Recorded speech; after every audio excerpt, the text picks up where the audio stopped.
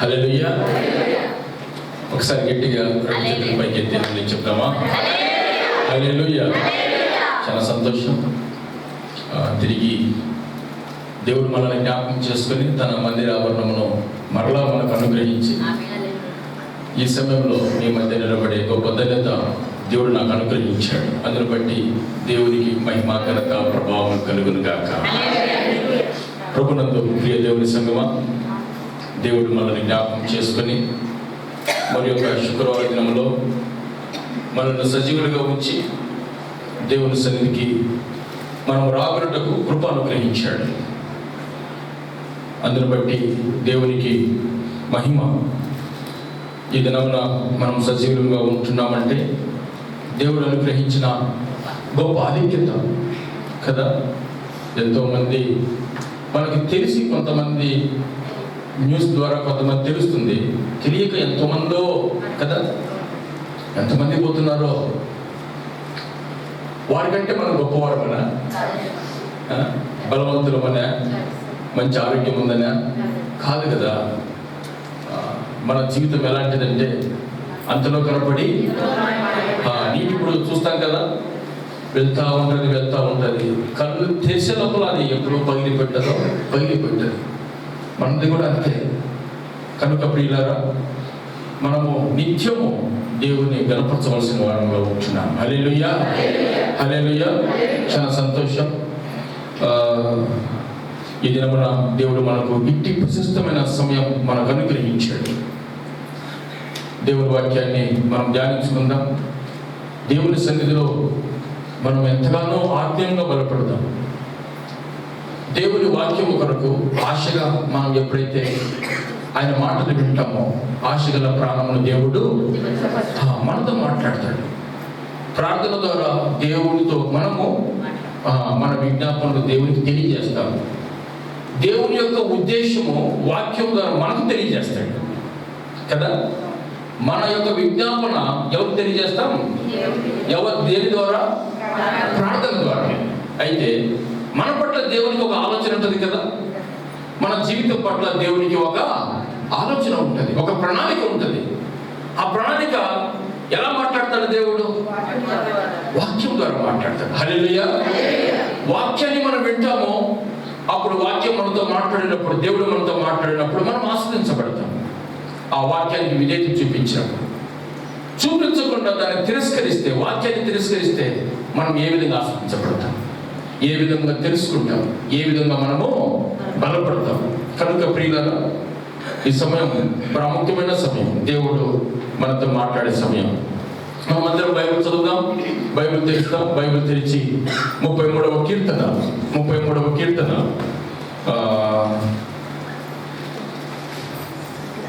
1 నుంచి 4 వచనముల వరకు అందరం కలిసి చదువుకుంటాం. అందరం కలిసి ఈ వాక్యము భాగాన్ని మనం చదువుకుంటాం.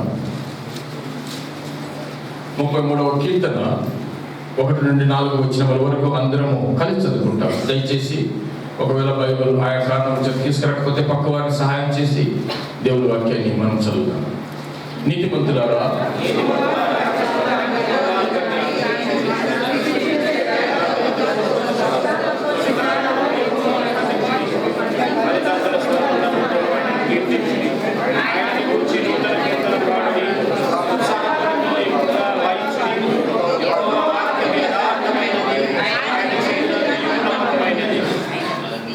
ఈ సమయంలో వాక్యం కొరకు క్లుప్తముగా ఒక్కరికి కేవలం వాక్యం కొరకే సహోదరి మేరీ గారు వచ్చి ప్రార్థన చేస్తారు. మేరీ గారు, అమ్మ రండి. అమ్మ మీరమ్మా, మేరీ గారు, మీ పేరు మేరీ కదా? రండి, ప్రార్థన చేయండి. 1 నిమిషం రండి. సరే గిరీష్, మేరీ రండి, 1 నిమిషం ప్రార్థన చేయండి.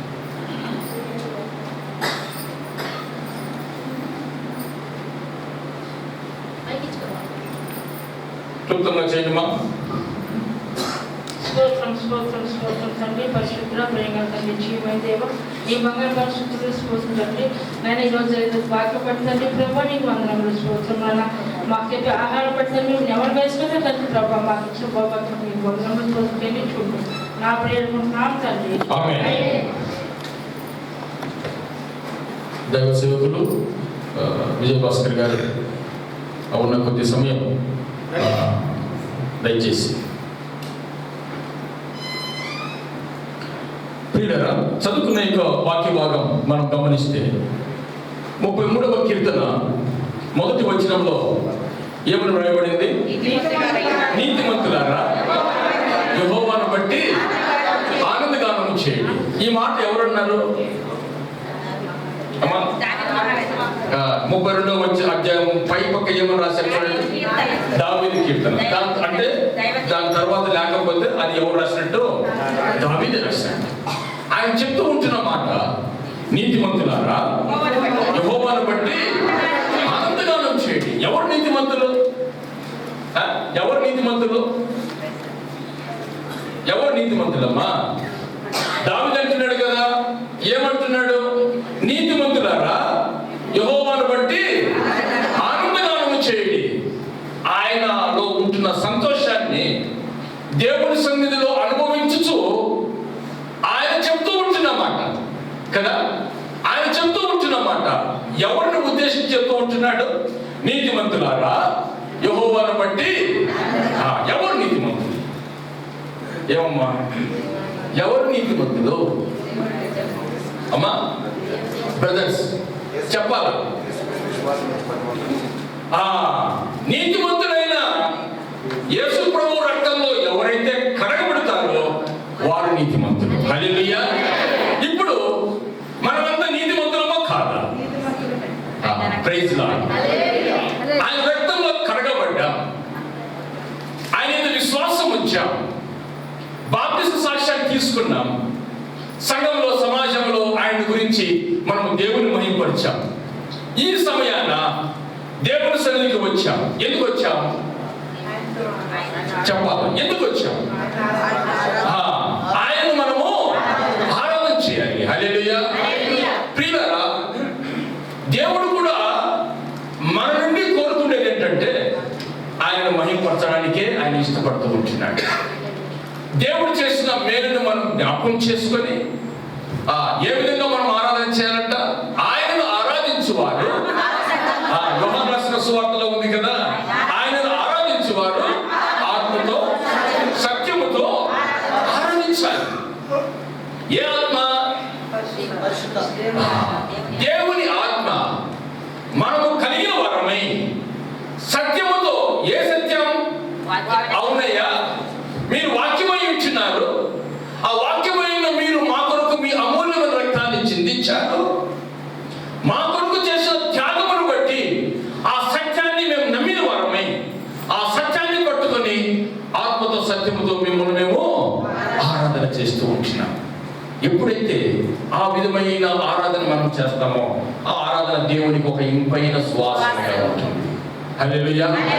ఆ ఆరాధన చూసి దేవుడు ఏమంటాడు తెలుసా? నా బిడ్డకు ఇంకా ఎన్నో కార్యాలు చేయాలి, ఎన్నో అద్భుతాలు చేయాలి. ఆయన ఇంకా సంతోషపడతాడు కదా. సపోజ్ మనమే ఉన్నాం అనుకోండి, మనం ఎవరికైనా ఒక మేలు చేస్తే ఆ మేలు పొందిన వ్యక్తి థ్యాంక్స్ చెప్పారు కదా. ఒక థ్యాంక్స్ చెప్పకపోతే ఏమంటాడు?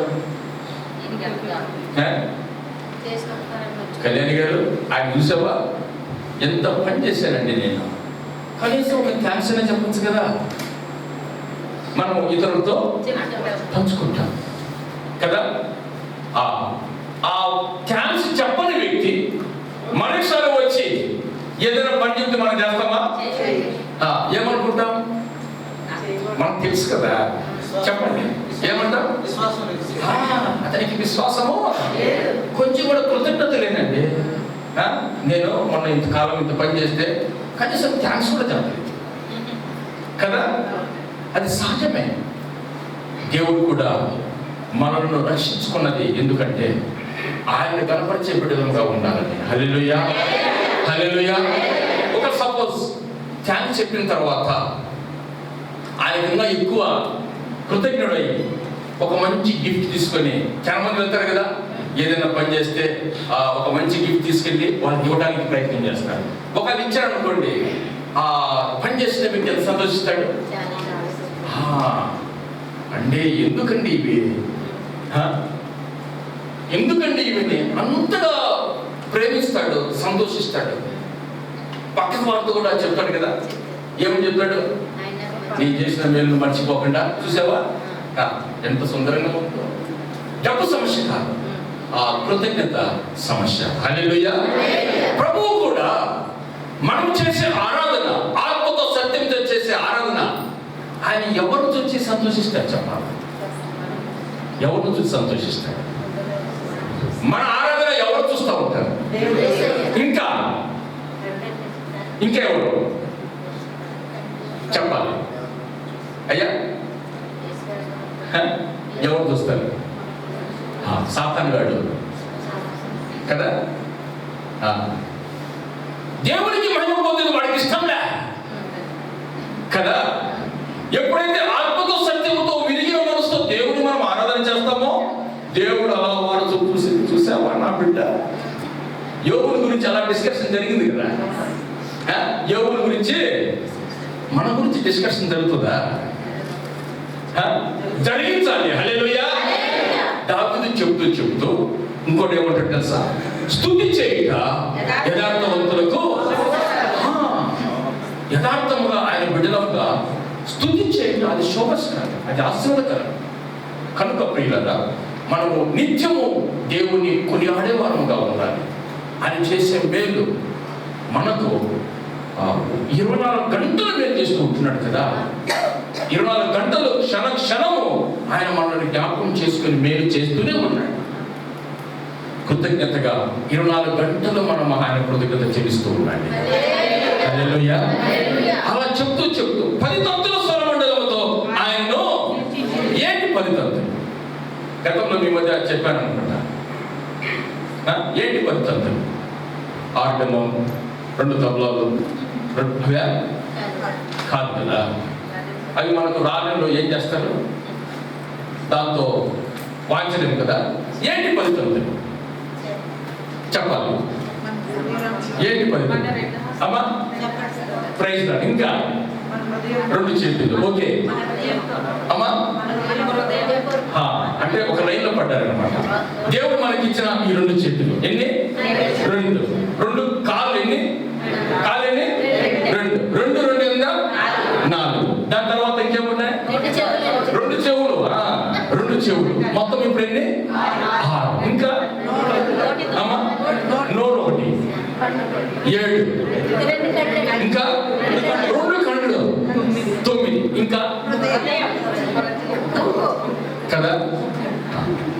హృదయం అనేది ఈ శరీరంలో దేవుడు మనకు 10 అవయవుల ద్వారా దేవుని మనము ఆరాధన చేయొచ్చు. హల్లెలూయా. హల్లెలూయా. దేవుడు మనకు మంచి నోరిచ్చాడు కదా, ఆరోగ్యకరమైన చేతులు ఇచ్చాడు కదా, మోకాళ్ళ మీద నిలబడడానికి దేవుడు మంచి ఆరోగ్యం కాళ్ళు ఇచ్చాడు కదా, వినడానికి చెవులు ఇచ్చాడు కదా, పరిమళ వాసన తీసుకోవడానికి దేవుడు మనల్ని జ్ఞాపకం చేసి. దావీదు అనుభవం గుండా వెళ్తూ ఏం చేస్తున్నాడు? 10 తంతుల సితారాతో స్వరమండలముతో దేవుణ్ణి ఆరాధించాలని ఆయన అనుభూతిపూర్వకంగా చెప్తూ ఉంటున్నమాట. హల్లెలూయా. చూడండి, నేను ప్రార్థన చేసుకోకుండా మీకు ప్రార్థన చేయమంటే ఏమన్నా న్యాయమా? కాదా? నేను యథార్థంగా నడుచుకోకుండా మీరు యథార్థంగా నడుచుకోండి అంటే ఏమన్నా న్యాయమా? ఒకవేళ బహిరంగంగా నాకు చెప్పకపోయినా కానీ ఈ పాస్టర్ పని చెప్తానంటే ఆయన నడుచుకుంటే కదా ముందు వాస్తవం కదా. వాస్తవంగానే ఉండాలి. మనం యథార్థంగా ఉండాలి, యథార్థంగా నడుచుకోమని మనం చెప్పాలి. అప్పుడే ఆ మాటకు విలువ ఉంటుంది కదా. కానీ దావీదు ఈ మాట అంటున్నాడంటే, దావీదు తన జీవితంలో దేవుణ్ణి ఎంతగా ఆరాధన చేస్తూ వచ్చాడంటే, ప్రియులారా, గొర్రెల కాపరిగా ఉన్న దావీదు దేవుణ్ణి గణపరుస్తూ వచ్చాడు. తన జీవితంలో ఎన్నో సమస్యలు, శోధనలు వచ్చాయి. కానీ దేవుడు వాటన్నిటి నుండి తప్పిస్తూ వచ్చాడు. ఒక విధంగా పెద్దవాడు అయిన తర్వాత ఏమొచ్చింది? కూడా తరంబడుతూ వచ్చాడు కదా, సౌలు చేత తరంబడుతూ వచ్చాడు కదా. ఆ విధముగా కొండలలో, లోయలలో, ఎక్కడ దాక్కున్నా, గుహల్లో దాక్కున్నా దావీదు కృంగిపోలేదే, దావీదు దిగులు పడలేదే, దావీదు ఏమాత్రము వ్యసన పడలేదే, దావీదు దేవుని మీద ఏమాత్రము అలాగే ఏం చేస్తూ వచ్చాడు? అవునయ్యా, నన్ను ఈ శోధనలు కూడా నన్ను నడిపిస్తున్నావు, నీకు వందనాలయ్యా. నాకు ఈ ఆకలి కలిగిన ఆ భోజనం లేని స్థితిలో కూడా నన్ను జ్ఞాపకం చేసుకుని నన్ను బలపరుస్తున్నావు, నీకు వందనాలు చెల్లిస్తూ ఉంటున్నానని కష్టాలలో, బాధలలో, లోయ అనుభవాలలో, మృగాలను వెంబడించినప్పటికీ కూడా ప్రతి విషయంలో దేవుని కనపరచడం వలన దావీదు ఎవరి హృదయానుసరుడయ్యాడు? దేవుని హృదయానుసరుడయ్యాడు. హల్లెలూయా. మనము దేవుని హృదయానుసారము కావాలంటే మన యొక్క జీవితంలో కలిగే ప్రతి సమస్యలో కూడా దేవుని మనం ఆరాధన చేయాలి. దావీదు రాజుగా ఉన్నప్పుడే కాదు, చిన్నతనం నుండి దేవుని స్తుతిస్తూ వచ్చాడు. అందుకోసమే దేవుని హృదయానుసారుడయ్యాడు దావీదు. హల్లెలూయా. యోబు జీవితాన్ని మనం గమనిస్తే యోబు ఎలాంటి వాడు? యథార్థవంతుడిగా జీవిస్తూ వచ్చాడు. ఇంకా ఆ ఊరు దేశంలో అతనికంటే గొప్పవాడు ఎవరు లేదే. అతని కింద ఎంతో మంది పనిమనుషులు ఉంటున్నారు, ఎంతో ఐశ్వర్యం ఉంటుంది, ఎంతో పేరు ప్రఖ్యాతలు పొందిన ఆ యోబు ఒక్కరోజున ఏమైపోయాయి? అంతా నీటి మీద బుడగలాంటి మాదిగా అన్ని ఆవిరైపోయాయి కదా, అంత నష్టం వచ్చింది కదా, బిడ్డలు చనిపోయారు కదా. కానీ యోబు చేసిన పని ఏంటి తెలుసా? యెహోవా ఇచ్చెను, యెహోవా తీసుకునేను, ఆయన నామమునకు. యోబు కృంగిపోలే, బిడ్డలు చనిపోయినప్పుడు దిగులు పడలే. దేవా, నేను ఇంత యథార్థంగా ఉంటే, ఇంత భయభక్తులు కలిగి జీవిస్తూ ఉంటే, నా బిడ్డల కోసం నేను అరుణోదయమున లేచి నేను నిన్ను స్తుతిస్తూ ఉంటే నాకు ఈ నష్టం కలిగించావని ఏమాత్రం కృంగిపోకుండా యెహోవా ఇచ్చెను, యెహోవా తీసుకునేను, దేవుని నామమునకు. తద్వారా యోబు ఏ విధంగా ఆశ్రయించబడ్డాడు? ఏదైతే కోల్పోయాడో రెండింతలుగా దేవుడు ఆశ్రయిస్తూ వచ్చాడు. హల్లెలూయా, హల్లెలూయా. ప్రియులారా, అపోస్తలుడైన పౌలు వారు ఎంతగానో హింసించబడి, ఎంతగానో గాయపరచబడి అనేకులు వాళ్ళని ఈడ్చుకుంటూ ఎక్కడ వేశారు? చెరసాలలో వేశారు. చెరసాలలో వేసిన తర్వాత పౌలు బలపడ్డా? ఏంటి దేవా, నేను సువార్త ప్రకటిస్తూ ఉంటే నేనేమన్నా తప్పు చేశానా? తప్పు చేయలేదే. నువ్వు సిలువలో చెప్పిన ప్రేమను ఇతరులకు ప్రకటిస్తూ ఉంటే నన్ను హింసించారు, గాయపరిచారు, నీకు కొంచెం కనికరం లేదా అని దేవుని మీద అడిగాడా? అడగలేదే. ఏం చేస్తూ వచ్చాడు? మధ్యరాత్రి వేళ ఏం చేస్తూ వచ్చాడు? దేవుని కనపరుస్తూ వచ్చాడు. హల్లెలూయా. ఆ కనపరచడం వలన ఆ యొక్క చెరసాల తలుపులు ఏమైపోయాయి? బద్దలైపోయాయి. అక్కడ ఇంకొక ప్రాముఖ్యం ఏంటంటే ఆ చెరసాల నాయకుడు ప్రభు యందు విశ్వాసం ఉంచాడు. హల్లెలూయా. అనగా స్తుతి పరిస్థితిని మారుస్తుంది కదా. మన యొక్క జీవితంలో కూడా దేవుని మనం కనపరచవలసిన వారంగా ఉంటున్నాం. ఆత్మతో సత్యంతో మనం ఆరాధన చేయవలసిన వారంగా ఉంటున్నాం. ఎప్పుడైతే ఆ విధమైన ఆరాధన మనం చేస్తామో దేవుడు మన స్థితిగతులను మార్చివేస్తాడు కదా.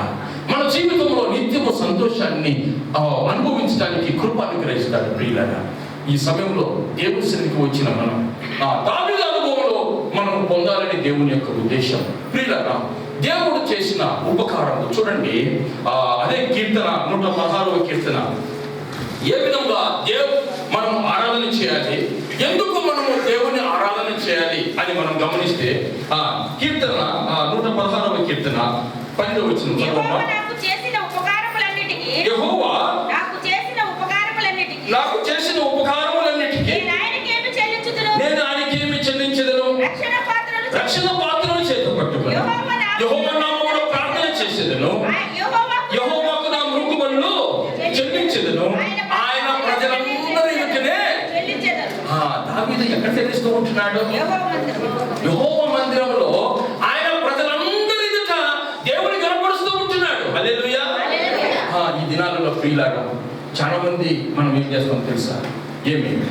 ఏమమ్మా ఆరాధనకు రాలేదంటే కొంతమంది ఏం చేస్తారు తెలుసా, ఇండియాలో ఇంకా చాలా మంది రాలేక నేను ఇంటికైనా ఆరాధన చేస్తున్నాను బ్రదర్.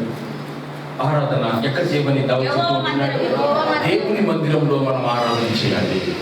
పరిశుద్ధులందరి ఎదుట మనం ఆరాధన చేయాలి. నీతిమంతుల ఎదుట మనము ఆరాధన చేయాలి. దేని కొరకు? ఆయన చేసిన ఉపకారములను బట్టి రక్షణ పాత్రను చేతి పట్టుకొని దేవుని మనం మహింపరచాలి. హల్లెలూయా, హల్లెలూయా. ప్రియులారా, ఒక్కసారి ఆయన చేసిన ఉపకారములు ఏంటో మనం జ్ఞాపకం చేసుకుని ఈ దినమున దావీదు వలె మనం ఆరాధన చేస్తాం. రండి, ప్రకటన గ్రంథం 5వ అధ్యాయం. ప్రకటన గ్రంథం 5వ అధ్యాయం.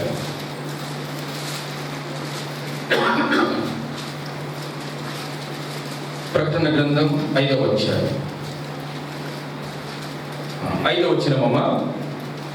ఆ పెద్దలలో ఒకడు ఏడవకము, ఇదిగో దావీదుకు చిగురైన యూదా గోత్రపు సింహము 7 ముద్రలను తీసి ఆ గ్రంథమును విప్పుటకై జయము పొందెదరని నాతో చెప్పింది. చాలమ్మా, ఇక్కడ ప్రాముఖ్యమైన వచనాన్ని మనం ధ్యానించుకున్నాం.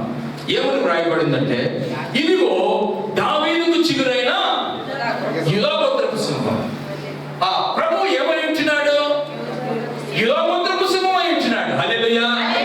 ఈ యొక్క దర్శనం, ఈ యొక్క ప్రత్యక్షత ఎవరు చూస్తూ ఉంటున్నారు? అపోస్తలుడైన యోహాను చూస్తూ ఉంటున్నాడు. ఎక్కడదండి? పద్మాసు దీపంలో, ఆ దీవిలో ఆయన బంధించాడు. అక్కడ ఒక గుహలో బంధించినప్పుడు ప్రభు ఆయనకు ప్రత్యక్షమై ప్రకటన గ్రంథాన్ని రాయటకు దేవుడు కృపను గ్రహించాడు.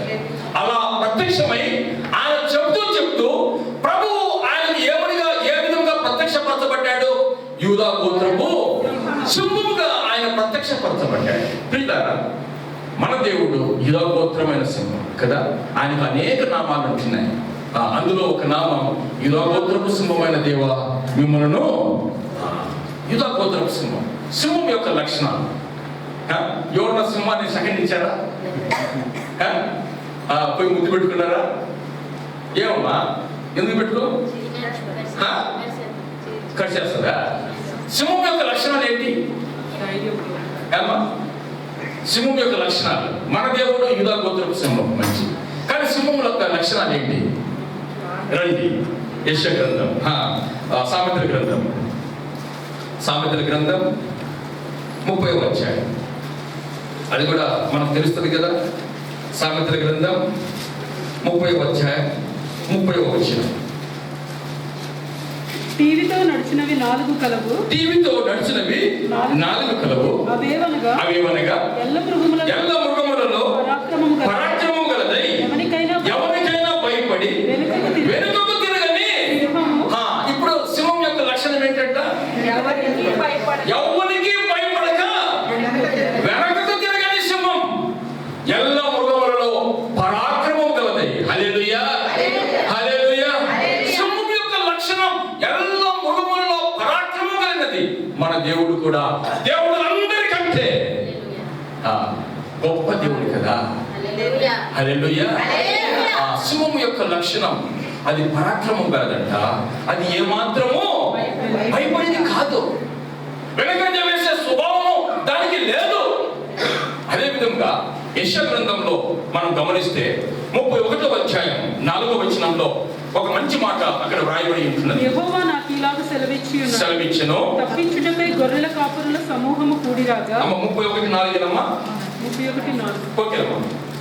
రాగా సింహము కొదమ సింహము వారి శబ్దమునకు భయపడకయు వారి కేకలకు అధైర్యం పడకయు తమకు దొరికిన దాని మీద గర్జించినట్లు. ఇక్కడ సింహం యొక్క లక్షణం ఏమని వ్రాయబడింది? అది ఏ శబ్దానికి కూడా భయపడదంట సింహం. అది ఎవరికి కూడా వెనుకంజ వేయలేక, అంతేకాకుండా తనకు దొరికిన దాని మీద గర్జించు లక్షణం సింహం యొక్క లక్షణం. అదే విధంగా ప్రియులారా, యోబు గ్రంథం 10వ అధ్యాయం 16వ వచనంలో మనం గమనిస్తే, యోబు గ్రంథం 10వ అధ్యాయం 16వ వచనం. నేను సంతోషించిన ఎడల అమ్మా, సంతోషించిన ఎడల ఎడతెగక నీ ఆశ్చర్యమైన బలమును నీవు నా మీద చూపుదువు. సింహము వేటాడినట్లు సింహం ఏం చేస్తుందంట? వేటాడుతుందని ఇక్కడ వ్రాయబడింది కదా. సింహం యొక్క లక్షణం వేటాడే స్వభావం. చివరిగా ఆ కీర్తన 17వ కీర్తన 12వ వచనం. 17వ కీర్తన 12వ వచనం. వారు చీల్చుటకు ఆతరపడు సింహము వలెను. సింహం ఏం చేస్తుందంట?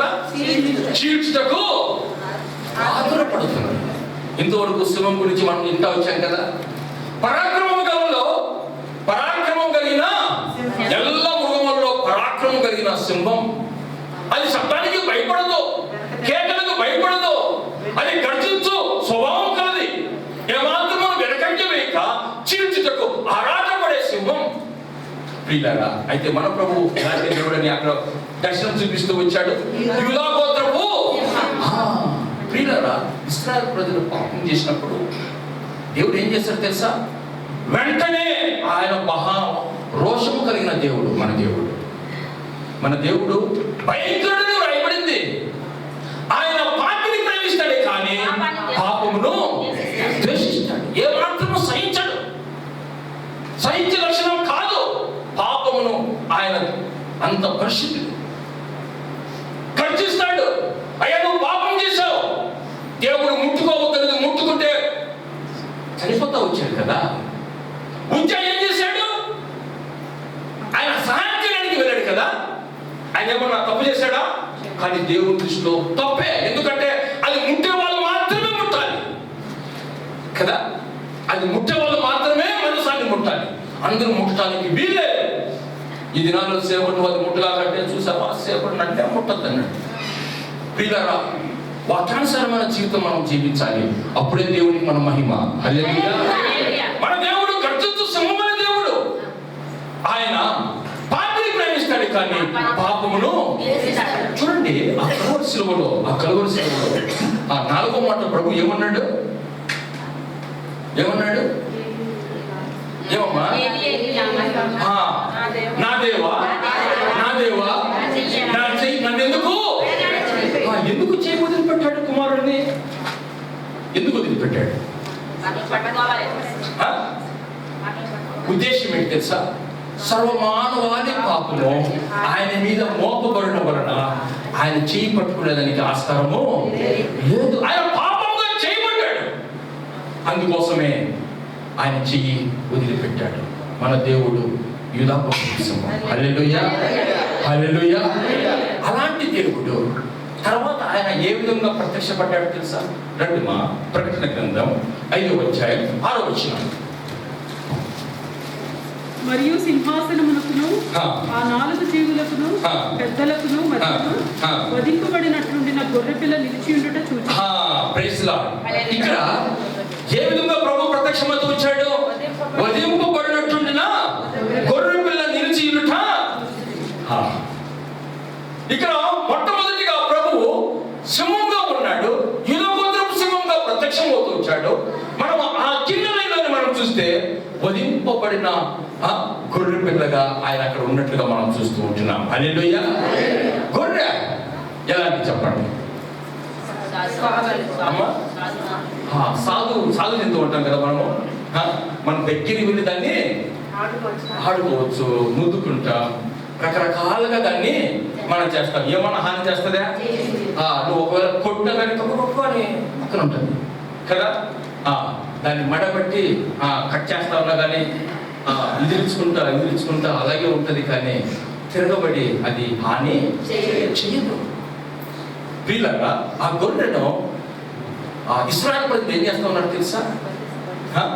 అప్పుడు బలి అర్పించేవారు ఇశ్రాయేలు ప్రజలు. ఎలా బలి అర్పిస్తారంటే, ఇప్పుడు మేము ఉన్నాం అనుకోండి, మన కుటుంబం తరఫున ఒక మంచి ఏడాది గొర్రె పిల్లలు తీసుకుని వచ్చి దాన్ని ప్రతిష్ఠిస్తాం. దేవుని కొరకు ప్రతిష్ఠించి మన పాప దోషమునంతా ఆ గొర్రె మీద మోపి దాన్ని బలిస్తాం. అప్పుడు దేవుడు మన పాపమును క్షమించడానికి ఆ గొర్రెపిల్ల రక్తాన్ని చిందించి అక్కడ యాజకుడు ఆ కార్యక్రమం చేస్తాడు, దహన బలిగా చేస్తాడు. ప్రియులారా, గొర్రెను ఆ విధంగా ఉపయోగించేవాళ్ళు. పరిశుద్ధ గ్రంథంలో మనం చూస్తే ఆ లేఖనాల్లో ఉంది, అపరాధ పరిహారార్థ బలి కొరకు గొర్రె పిల్లను ఉపయోగించేవాడు. ఆ పాప పరిహారార్థ బలి కొరకు గొర్రె పిల్లను ఉపయోగించారు. అయితే మన ప్రభువు ఎలా అయిపోయాడు? వధింపబడినట్టున గొర్రె పిల్లగా మార్చబడ్డాడు. హల్లెలూయా. మన దేవుడు ఎలాంటి దేవుడు? యూదా గోత్రపు సింహమైన ఆ యేసుక్రీస్తు ప్రభుల వారు ఏ విధంగా మారిపోయారంటే వదకు చేయబడిన గొర్రె పిల్లగా మారిపోయాడు కదా. ఇంకొక అంశాన్ని మనం చూస్తాం. తిమోతికి రాసిన పత్రిక, అపోస్తలుడైన పౌలు తిమోతికి రాసిన పత్రిక చూడండి. తిమోతికి రాసిన మొదటి పత్రిక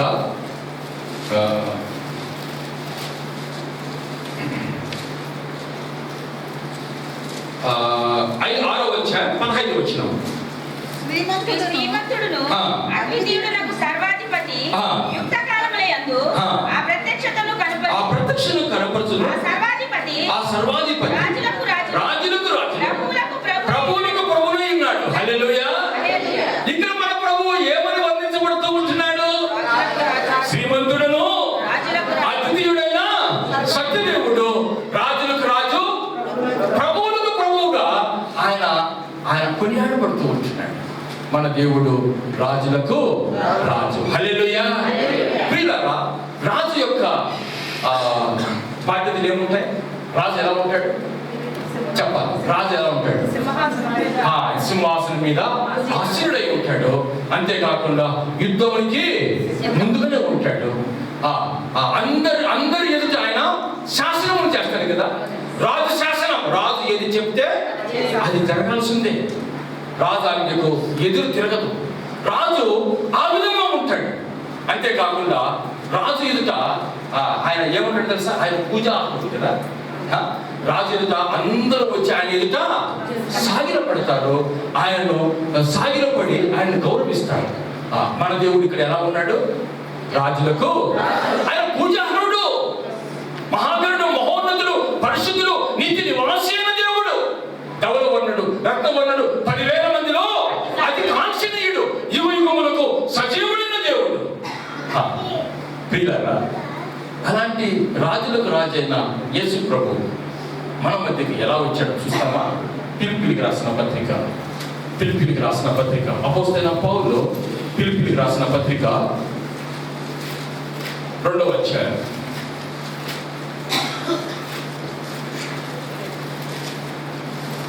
క్రీస్తు యేసునకు కలిగిన ఈ మనస్సు మీరును కలిగి ఉండు. క్రీస్తు యేసునకు కలిగిన ఈ మనస్సును మీరును కలిగి ఉండు.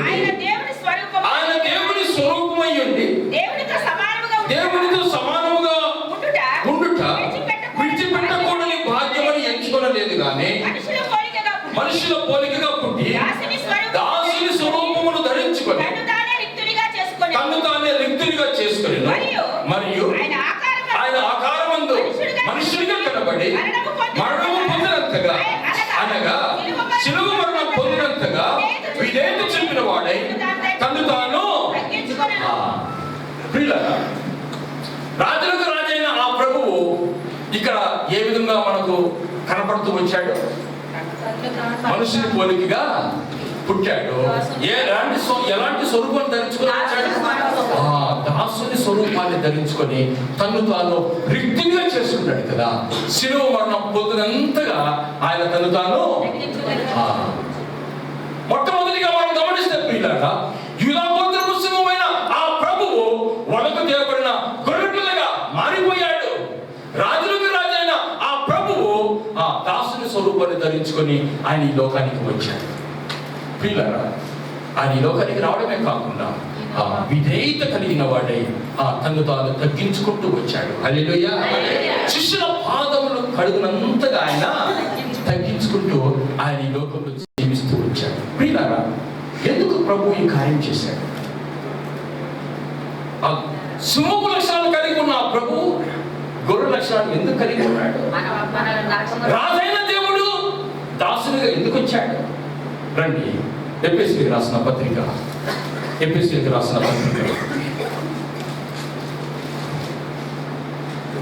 5వ అధ్యాయం 5వ అధ్యాయం 2వ వచనం. క్రీస్తు మిమ్మల్ని ప్రేమించి పరిమళ వాసనగా ఉండటం మన కొరకు తను తాను దేవునికి అర్పణముగాను బలిగాను అర్పించుకున్నాడు. ప్రియులారా, దేవుడు మనల్ని ప్రేమించాడు. మనము ఒక పరిమళ వాసనగా జీవించడానికి, క్రీస్తు కొరకు ఒక సువాసనగా ఉండటానికి ఆయన తను తాను యూదాగోత్రపైన సింహం గొర్రెపిల్లగా మారాడు కదా. రాజులకు రాజైన ఆ ప్రభువు దాసుని స్వరూపాన్ని ధరించుకొని వచ్చాడు. హల్లెలూయా, హల్లెలూయా. ఎందుకు ప్రియులారా, మనము ఎలాంటి వాసన కలిగి ఉంటున్నాం? చూడండి, ఎఫెసీయులకు రాసిన పత్రిక 2వ అధ్యాయం 1వ వచనమమ్మ. మీ అపరాధముల చేత పాపముల చేత మీరు చచ్చిన వారై ఉండగా ఆయన మిమ్మల్ని క్రీస్తుతో కూడా, మన పాపముల చేత అపరాధముల చేత మనము చచ్చిన వారమై ఉండగా క్రీస్తు మన కొరకు సింహమైన దేవుడు గొర్రెపిల్లగా వచ్చాడు. రాజులకు రాజైన ప్రభువు దాసుని స్వరూపాన్ని ధరించుకొని వచ్చాడు. మనం ఏం చేసేవారమంట? మన పాపముల చేత అపరాధముల చేత మనం చచ్చినటువంటి వారము, ప్రపంచ ధర్మము చొప్పున శరీరం యొక్కయు మనసు యొక్కయు కోరికలను నెరవేర్చుకునే స్వభావం కలిగినటువంటి వారు. మనమంతా దేవుని ఉగ్రతకు పాత్రులమై ఉంటున్న మనల్ని దేవుడు మనలను ప్రేమించాడు. ప్రియులారా, ఎందుకు ఇంతగా ప్రేమించాడు తెలుసా? ఎందుకు ఇంత ప్రేమించాడు? ఆయన మనల్ని సృష్టించిన సృష్టికర్త. హల్లెలూయా. ఈ యొక్క సర్వ సృష్టిని ఆయన మాటతోనే సృష్టించాడు. కానీ మనల్ని ఏం చేశాడు తెలుసా? తన స్వరూపము చొప్పున, తన పోలిక చొప్పున, తన స్వాస్థములతో ఆయన మనల్ని నిర్మించుకుని తనలో ఉంటున్న జీవవాయువు మనలో ఆయన ఊదాడు. హల్లెలూయా. ఎంత గొప్ప దేవుడు అండి! ఎంత గొప్ప ప్రేమ కలిగిన దేవుడు! ఈ లోకంలో తల్లిదండ్రులు గమనిస్తున్నాం కదా, బిడ్డలను కంటాలు ఏ విధంగా తయారవుతుంటున్నారంటే ప్రియులారా, మొన్నటి దినంలో నేను చూశాను ఒక టీవీలో, 2 బిడ్డలను, చిన్న బిడ్డలను తండ్రి ఏం చేశాడు? ఏం చేశాడమ్మా? బకెట్లో పెట్టి చంపేశాడు. ఒక తండ్రి తన అలారముగా దేవుడిచ్చిన బహుమానం, ఆయన పెంచిన తండ్రి కదా, తండ్రి ఏం చేశాడు? చంపేశాడు కదా. ఇంకా కొన్ని దృశ్యాలు మనం చూస్తే, ఆడపిల్లలు కన్న తండ్రి ఆడపిల్ల జీవితాన్ని పాడు చేసేవాడు అంటున్నారు. కానీ మన తండ్రి అలాంటి స్వభావం కలిగిన వాడు కాదు. హల్లెలూయా. ఏ విధంగా వచ్చాడంట? గొర్రెపిల్లగా వచ్చాడు. దాసుని స్వరూపాన్ని ధరించుకొని వచ్చాడు. నేను ప్రేమించిన నా బిడ్డ, నా స్వస్థములతో తయారు చేసుకున్న నా బిడ్డ నరకానికి వెళ్తా ఏమాత్రమును ఇష్టం లేదు. దుష్టుని పాలవుతా ఆయనకి ఏమాత్రమును ఇష్టం లేదు. ఆయన మన కొరకు ఈ లోకానికి వచ్చాడు. ఎవరు ఈ గొప్ప త్యాగం? ప్రియులారా, ఆయన రావడమే కాకుండా ఈ లోకంలో ఏం చేస్తూ వచ్చాడు? పరిశుద్ధమైన జీవితంలో జీవిస్తూ వచ్చాడు. విధేయత కలిగి జీవిస్తూ వచ్చాడు. తగ్గింపు స్వభావం కలిగి జీవిస్తూ వచ్చాడు. యెషయా గ్రంథం మనం ఒకసారి గమనిస్తే చూడండి, యెషయా గ్రంథం 53వ అధ్యాయం. యెషయా గ్రంథం 53వ అధ్యాయం.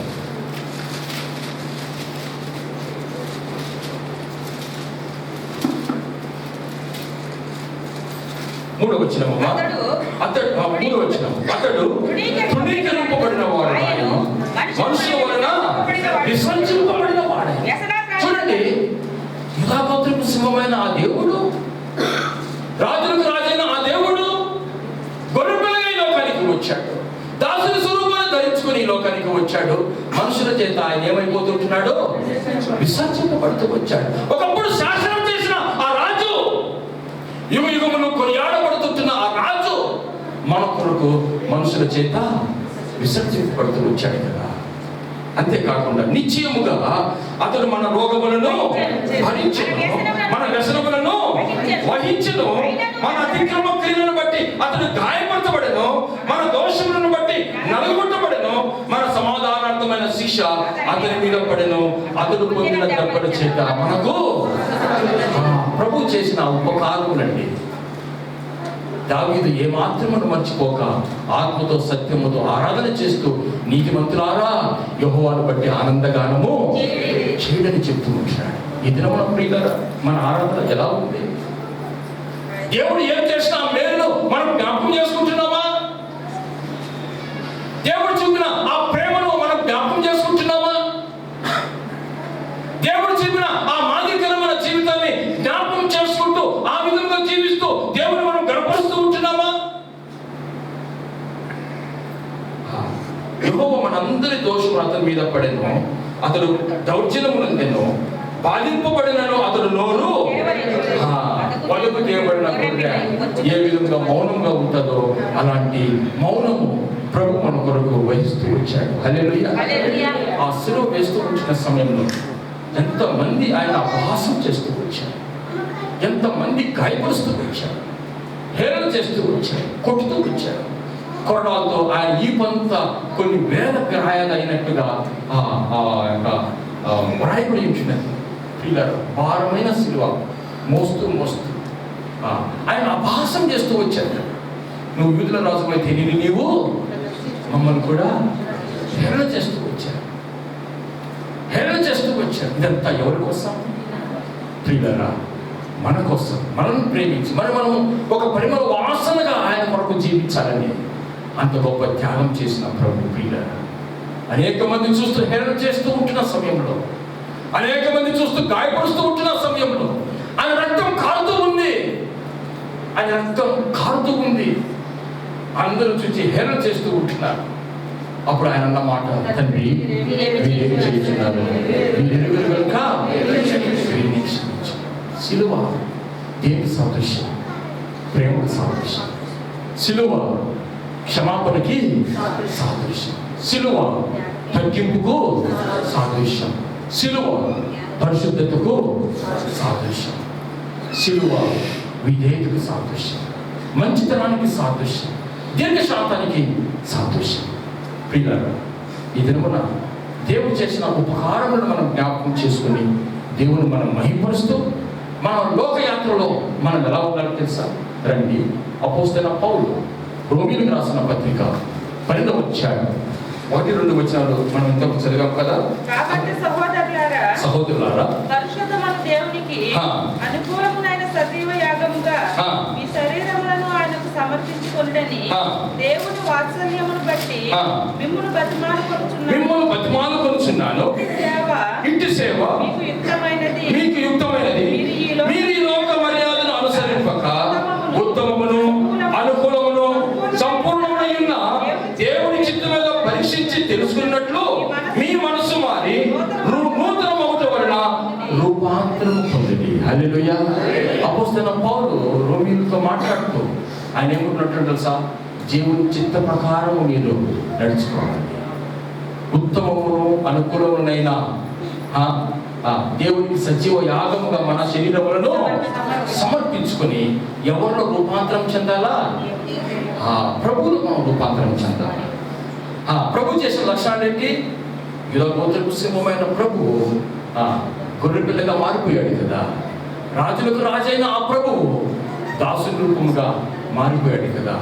మనం ఆ రూపంలోనికి చెందాలని, ఆ పరిమళ వాసన మనము కలిగి జీవించాలని ప్రభు యేసుక్రీస్తు ప్రభుల వారు మనలను ప్రాణం పెట్టినంతగా ప్రేమించి తన అమూల్యమైన రక్తాన్ని చిందించి మన యొక్క వ్యసనములను ఆయన భరిస్తూ వచ్చాడు. హల్లెలూయా, హల్లెలూయా. ఈ సమయంలో కళ్ళు మూసుకొని ఒక నిమిషం మనం పరీక్షించుకున్నాం. మన స్వభావం ఎలా ఉంది? మన పరిమళ వాసన ఎలా ఉంది? దేవుడి కొరకు మనం తగ్గించుకుంటున్నామా? క్షమాపణ హృదయం మనం కలిగి జీవిస్తూ ఉంటున్నామా? విధేయత కలిగి మనము జీవిస్తూ ఉంటున్నామా? ప్రేమ కలిగి మనం నడుచుకుంటున్నామా? దీర్ఘశాంతం మనం వహిస్తూ ఉంటున్నామా? ప్రియులారా, ఆ దినమున అపోస్తలుడైన పౌలు రోమీయులకు ఏ విధముగా చెబుతూ వచ్చాడు, ఈ దినమున దృష్టాంతములుగా పరిశుద్ధాత్మ దేవుడు మనతో కూడా మాట్లాడుతూ ఉంటున్నాడు కదా. దేవుని ఆరాధన చేయటకు వచ్చిన మనం ప్రియులారా, ఆత్మతో సత్యముతో మనము ఆరాధన చేయబద్దులమై ఉంటున్నాం. అదే విధముగా ప్రభువులోకి మనము రూపాంతరము చెందవలసిన వారంగా ఉంటున్నాం. అప్పుడే మన యొక్క ఆరాధన హృదయపూర్వకంగా ఉంటుంది కదా. మన ఆరాధన దేవునికి మహిమకరంగా ఉంటుంది. పరీక్షించుకున్నాం. ఎంత గొప్ప దేవుడు తెలుసా, ఎంత కనికరం కలిగిన దేవుడు, ప్రేమ కలిగిన దేవుడు. మనల్ని ఇంతగా ప్రేమించడానికి మనం ఏ పాటి వారు.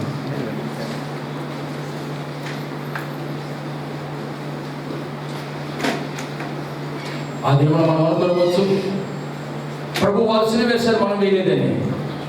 మన పాపముల చేత ఆయన సిలువ వేయబడ్డాడు, మన అపరాధముల చేత ఆయన నలుగొట్టబడుతూ వచ్చాడు.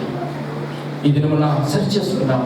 మన ఆరాధన దేవునికి ఇంపైన సువాసనగా ఉండాలి. ఒకవేళ ప్రభువునందు మీరు ఇంకనూ రక్షణ పొందకపోతే ఈ దినమున శ్రేష్టమైన దినం. ప్రభువుకు మన జీవితాన్ని సమర్పిస్తాం. ఆయన ఎందు విశ్వాసం ఉంచి రక్షణ వస్త్రాన్ని మనం ధరించుకున్నాం. ఆనాటి యూదులే నిన్ను చంపి నన్ను త్రొంపి, ఆనాటి యూదులే నిన్ను చంపి నన్ను త్రొంపి,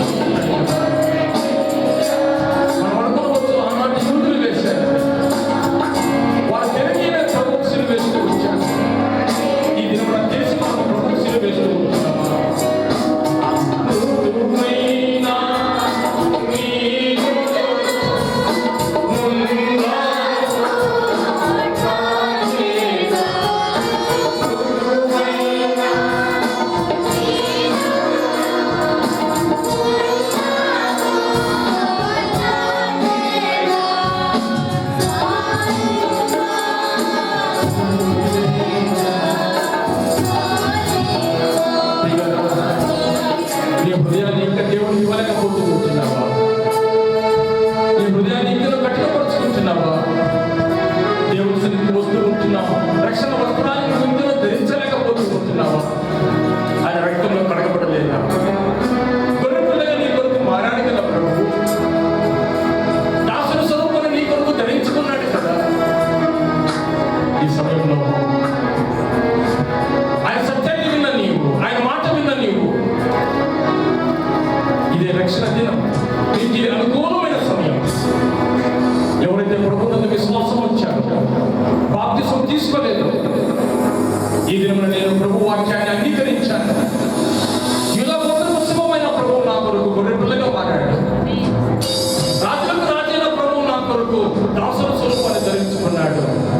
ఈ మాటలు సత్యమని నువ్వు గ్రహిస్తే నీ చేతులు పైకెత్తవా? నీ కొరకు ప్రార్థన చేస్తాను. ఇంతవరకు బాప్తిసం తీసుకోకుండా ప్రభువునందు నువ్వు ఈ దినమున విశ్వాసం ఉంచితే, రక్షణ వస్త్రాన్ని నువ్వు ధరించుకోవాలని ఆశపడితే, ప్రియులారా, సహోదరుడా, ప్రభువు నిన్ను కనికరించి నిన్ను క్షమించిన కాక, సహోదరి నీ ఆశను దేవుడు నెరవేర్చి నిన్ను తన సొంత బిడ్డగా అంగీకరించిన కాక ప్రార్థన చేసుకుంటాం. ప్రేమ కలిగిన మా తండ్రి, కృప కలిగిన మా దేవా, ఇంతవరకు మాతో మీరు మాట్లాడుతూ ఉంచారయ్యా. సింహం లక్షణాలు కలిగి ఉన్న మీరు గొర్రెపిల్లగా మారిపోయారయ్యా. రాజైన మీరు దాసుని స్వరూపాన్ని ధరించుకుంటారు. ప్రభువా, మీరు చిందించిన అమూల్యమైన రక్తంలో కడగబడుటకు మీరు చేసిన ఆధిక్యతను బట్టి తెలుసుకోవాలి.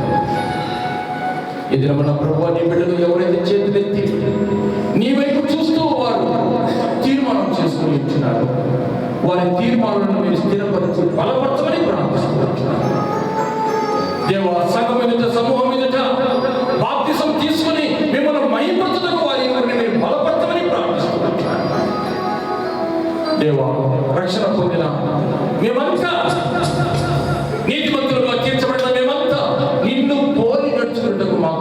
చేయమని వేడుకోండి. యేసు నామములో ప్రార్థిస్తున్నాము తండ్రి. ఆమేన్.